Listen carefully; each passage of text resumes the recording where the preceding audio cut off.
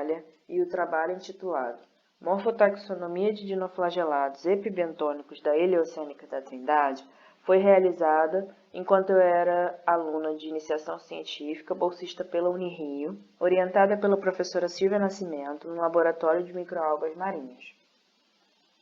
Bom, os dinoflagelados epibentônicos são organismos constituintes da base da cadeia trófica marinha. Eles podem sustentar ecossistemas de alta complexidade e ocorrem associados a algum substrato, como macroalgas, corais, areia ou detritos. Essas microalgas estão distribuídas desde áreas tropicais até áreas temperadas e apresentam maior diversidade de espécies nas regiões tropical e subtropical. Os gêneros Ostreopsis, Prorocentrum, Culia, Gambierdiscus e Amphidinium são os principais representantes da assembleia de dinoflagelados epibentônicos e podem ocorrer simultaneamente e em altas densidades. Muitas espécies dessa assembleia são produtoras de toxinas que podem causar danos ecológicos e danos à saúde pública. Eventos de florações têm sido registrados com maior frequência ao longo das últimas décadas, e os impactos dessas florações podem atingir não só os organismos marinhos, mas também os consumidores de frutos do mar, consumidores humanos ou pessoas expostas ao aerosol marinho.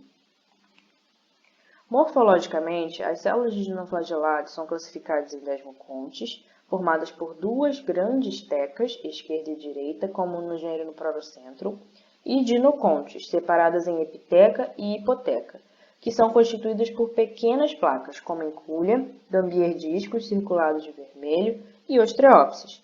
A forma da célula padrão das placas tecais, forma e tamanho das principais placas das tecas, dimensões das células e padrão de ornamentação da superfície da célula são utilizados como características diagnósticas das espécies de dinoflagelados. Porém, existem ainda espécies que apresentam plasticidade fenotípica ou são crípticas, ou seja, duas espécies diferentes se assemelham muito morfologicamente.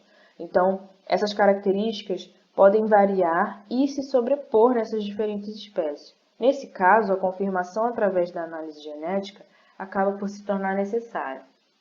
Com isso, o objetivo desse trabalho foi identificar ao menor nível taxonômico possível os dinoflagelados epibentônicos da Ilha da Trindade pelo estudo da sua morfologia, utilizando microscopia óptica e eletrônica de varredura.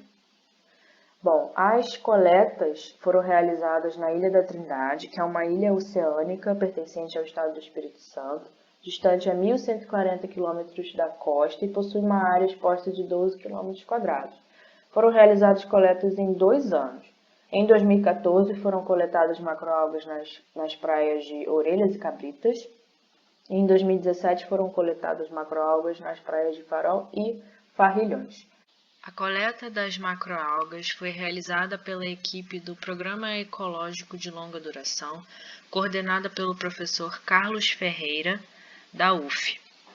Essas coletas foram realizadas utilizando plásticos Ziploc e foram coletadas as macroalgas junto com a água do mar ao seu redor. Essas macroalgas foram chacoalhadas para poder retirar a suspensão de microalgas epífitas e, posteriormente, essas macroalgas foram identificadas pelo professor Joel Campos de Paula. Então, foram amostradas as espécies Dictyopteris plagiograma, Canistrocarpus cervicornis, Dictyota mertense e Dictyota bartairesiana. Essa suspensão de microalgas epífitas era então colocadas em garrafas devidamente etiquetadas e fixadas com lugol. Para poder observar em microscópio óptico, essas amostras eram sedimentadas em câmaras de sedimentação que eram então acopladas ao microscópio. E essas células de dinoflagelados eram identificadas com bibliografia específica. Para o estudo da morfologia e fotos em microscopia eletrônica de varredura, essas células eram isoladas com método de capilaridade por pipeta Pasteur e eram então isoladas em Eppendorfs. A partir das células, das amostras de células nesses Eppendorfs, elas eram desidratadas em série crescente de etanol em filtros de acetato de celulose. As células ficaram concentradas nesses filtros e esses filtros então foram colocados sob suporte de alumínio e metalizados. Depois da metalização, Esses filtros eram inseridos no microscópio eletrônico de varredura para, então, captura de imagens e identificação e análise da morfologia das células. Esse microscópio eletrônico fica no Instituto Militar de Engenharia. As células do gênero Ostreopsis foram possíveis de observar somente em microscopia óptica e foram retiradas as medidas, as dimensões do diâmetro dorsoventral dessas células e da largura dessas células. E apesar desse gênero ter sido classificado aqui nesse trabalho em 2 morfotipos, a maioria das células pode ser identificada como identificada como Ostreopsis cf. Ovata.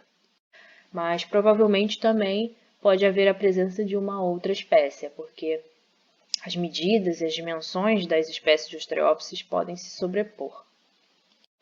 No gênero Protocentrum, foram identificadas várias espécies na microscopia óptica e, na microscopia eletrônica de varredura, foi possível somente fazer a fotografia e a análise de 4 dessas espécies.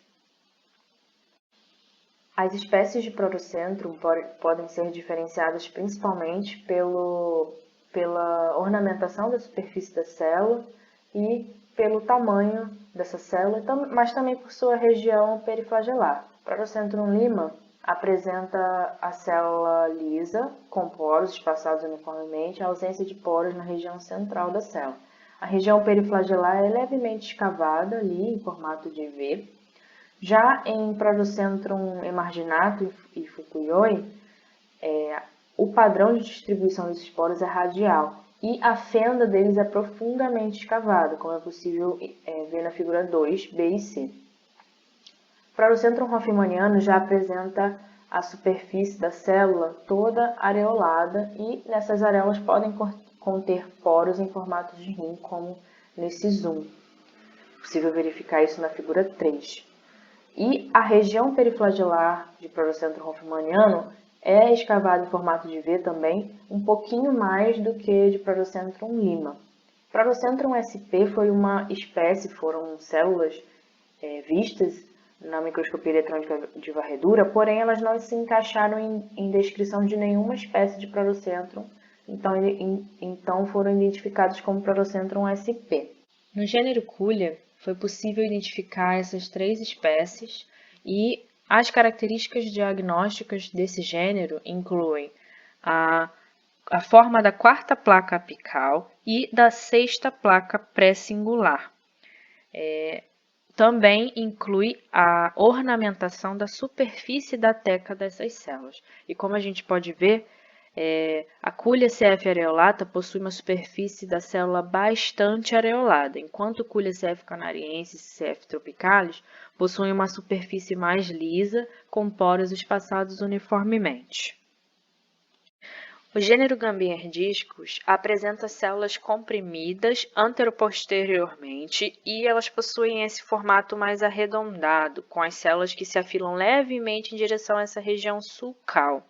O poro apical dele tem um formato de anzol e as principais características distinguíveis das espécies são a forma da 2ª placa apical e da 2ª placa antapical.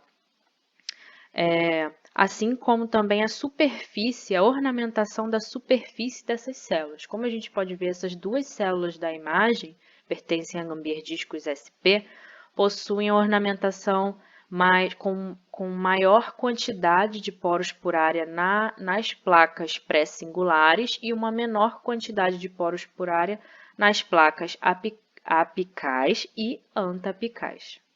Células do gênero Sinophysis são assimétricas e apresentam a epiteca bem menor do que a hipoteca, sendo a epiteca somente essa pequena parte recortada no zoom, e a hipoteca é todo o resto da célula.